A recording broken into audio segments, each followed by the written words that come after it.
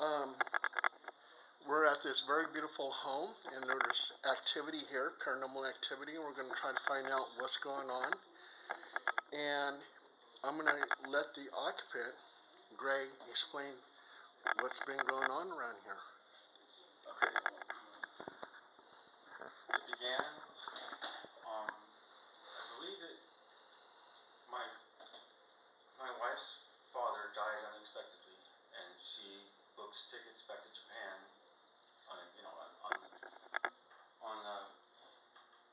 unexpectedly. And my daughter went to stay with friends. This was 3 weeks, and this is because I was still convalescing from a strange accident that I had, which fractured my right clavicle and gave me a grade 1 concussion and bruised ribs and contusions and abrasions. But so I was still convalescing from that, and that's why my daughter went to stay somewhere else. And so at one point, this is going to be out of order, if that's okay. Oh yeah. Okay, whenever I look at where these entities are, I get a really bad dizzy spell. Lots of dizzy spells. Now, I can stop my movement right now. But it's causing your torso to move. Yeah. Okay. And like 95, 98% of the time, it's counterclockwise. Mm-hmm. And then this is kind of more stronger than it's usually done. But so I get a horrible dizzy spell when I look up there. It's not as much anymore, but for the first month or so, it was really bad, to the point of I fell down like a month ago. So I fell right onto my injured shoulder, and it displaced it, dislodged it.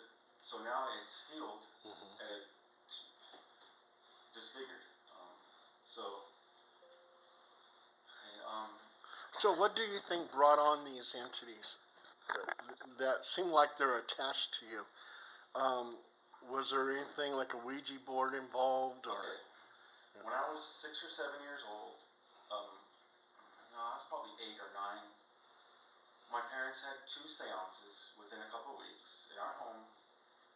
We had a Ouija board. I didn't know it could open portals that you can't control who comes in. I didn't know any of that, but so I was playing with that now and then, and there's 2 seances, and there was a lot of strange things that happened to me when I was a child. Just strange things. If I go into all the detail, we're going to be here for hours. Oh no. You can just kind of. Yeah, it's possible this thing could have attached to me at that time, or. Okay, and that's very possible. That's very possible. And the stress that my wife and I are going through right now because of just circumstances have happened that is extremely stressful for both of us, and I'm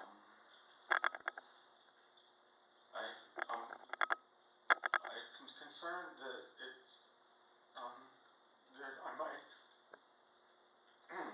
that I might lose my wife and daughter because of the divorce, and so that's got me really depressed, and to the point of thinking about suicide.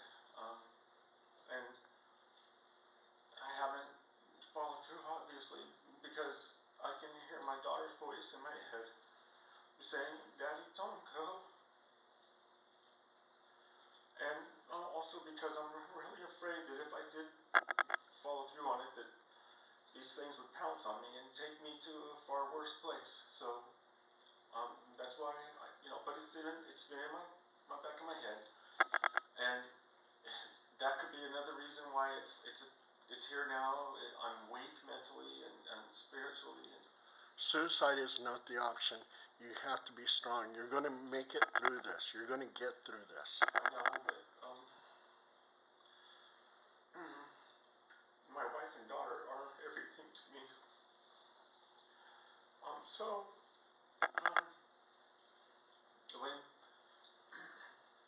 When my wife was gone, that that day was when the weird things started happening. You know, I was by myself, and so several little things. Okay, so oh God, I'm sorry. So much is in my head. No, it's okay. I don't need it. So at one point, I was on the couch right there, and I heard a deep, guttural growl, which to me sounded demonic. I love A Haunting, which is on TV. That series. I used to love it. I probably won't watch it anymore. But so I'm familiar with some of these incidents. You know. But anyways, so that was kind of freaky. And later, that was after. Okay, so it's late at night. The screen, sliding glass window is open, and that one there, and the two windows in the master bedroom are open. The curtain's closed, and even before I went in there, I could see, it was my peripheral vision, and I could see these forms that were human-like, and they were going back and forth. I could see them, the curtains were closed here, but I could see through it. And as well as when I went to the bed for sleep, these things were still going back and forth, and they were very fast. And I was thinking at first I was thinking it was a human, but there was no noise. And I know that if people were going back and forth, you could hear the footsteps and all that. And there was no noise, so that was strange. And then these white things, 3 or 4 of them were outside the window, and they were going back and forth. And I was trying to ignore it, and it seemed like the more I ignored it, the faster they got, until they were going up to the corners of the windows that I could see, you know, in the back, like they were, no human could do that with that height. And I was looking at my phone, playing a game, and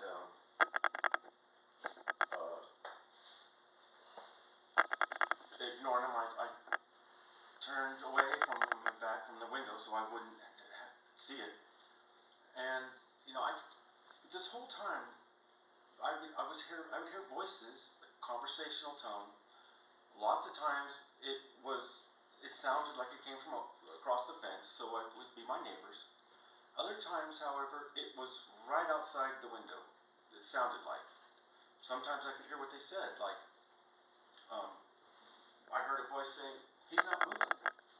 Why isn't he moving?" And to me, it was like, why isn't he scared and run away or something like that? Was the feeling I got. I don't know though, but I could hear occasionally. I could make out the words, but most of the time it was a softer murmur or something like that.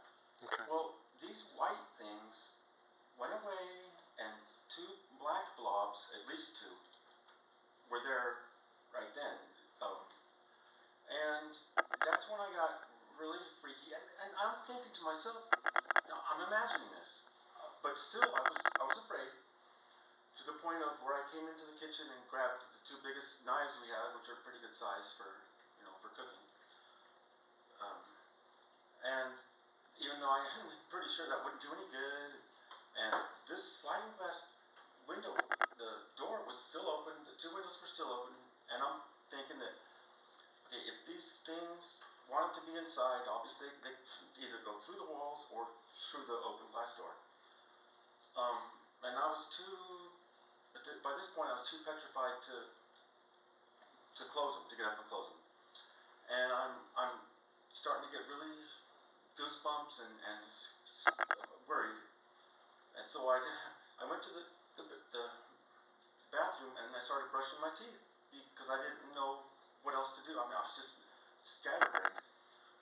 And that's when I heard a loud sigh, which sounded like it came from around, like from 6, 7 feet away, out in our bedroom, but not any closer. And that gave me chills up and down my spine. All the lights are off, except for I'm in the bathroom, and I turn those lights off, and I dove to the side of the bed, and so it's completely black, and I'm inching up to the edge of the bed so I could get a peek at these black things that are out there. And they were there, and I could not look directly at them because there was a feeling of it was uncomfortable. My eyes wouldn't focus, and there was like a black swirling mass, and it was uncomfortable. So I would have to look away and use my peripheral vision, and I could still see them out there. And a while later,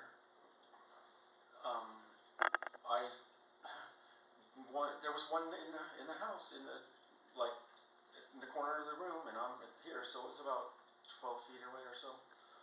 And I was already chanting our Buddhist chant silently, Nam Myoho Renge Kyo, Nam Myoho Renge Kyo, Nam Myoho Renge Kyo, over and over and over again. And when I saw him, then I chanted out loud, because I just did. And it got a little closer, and then it dissipated. It was gone. And so then I noticed there was one to my right, and it was real close, because it was real close. And it got a little closer, and it was like it was above me. And then I kept chanting, and then it disappeared. But I spent the night on the carpet next to the bed. Also, around that time, before the blobs came and all, I was standing in the room with my eyes closed, and I clearly smelled a aftershave or a cologne. It was briefly, but there was no mistaking it, and it was like it was right under my nose, and that went away.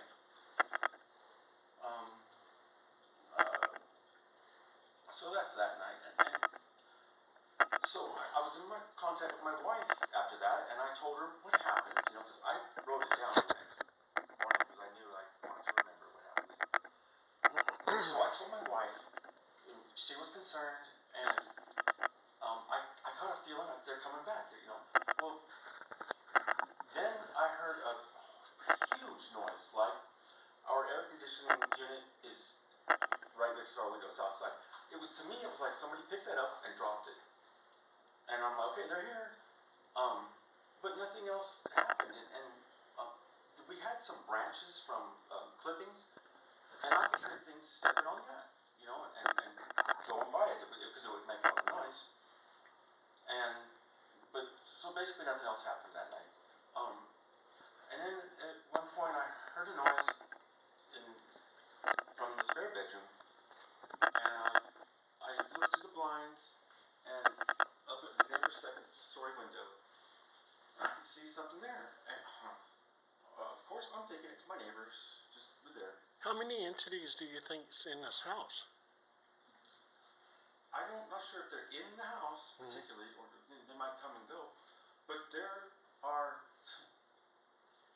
6, 7, 8, 12 or so in that window, and there's a couple across the street in that window. Okay. And have they physically hurt you? The only thing that I think from the dizzy spell that caused that, and I fell into my injured right clavicle. Okay. But I can't. There's been no physical contact, other than if that's true about the falling on my injured shoulder. And the entities are like little black things? No. There are those, but there's 2 dog-faced entities. Okay. That I can see as dog face. I'm seeing it's in okay. I can see the depth of it, and they have, which under different circumstances may be comical, but it's not comical under these. They have big round eyes that are kind of close set, and it's my neighbor, until, because I would wake up early in the morning, 5 in the mornings, or stay up almost all night, and I would look periodically, and they were either there already or would be there within a few seconds. So that's when I realized that that would mean that somebody would have to be there 24 hours a day at the window, and who's going to do that? To the point now where they're always there. They're just there already. And well, I saw. Okay, at different times I would see two. It looked like eyes because they stayed. They never separated. And they would go like this, and there. Sometimes there was white eyes, but that only happened a couple of times. Usually it was red. And